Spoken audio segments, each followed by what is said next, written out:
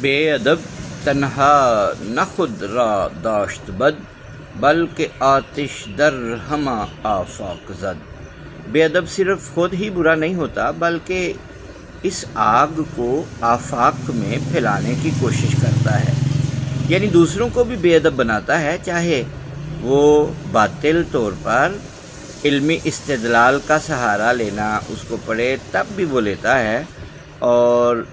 اپنے موقف کو ثابت کرنے کے لیے کبھی وہ قرآن پاک سے بھی استدلال لیتا ہے، حدیث پاک سے بھی استدلال لیتا ہے۔ مثال کے طور پر اگر کوئی شخص کسی کو گالیاں دیتا ہے اور وہ اسے منع کیا جائے بھائی مومن کو گالی دینا، مسلمان کو گالی دینا یہ فسق اور فجور ہے، سباب المسلم فسوق، تو اس کی دلیل بھی وہ قرآن سے لائے گا کہ دیکھو اللہ تعالیٰ نے جب گالیاں دی ہیں فلاں فلاں کو تو میں کیوں نہ دوں، نعوذ باللہ ایسے بے ادب شخص سے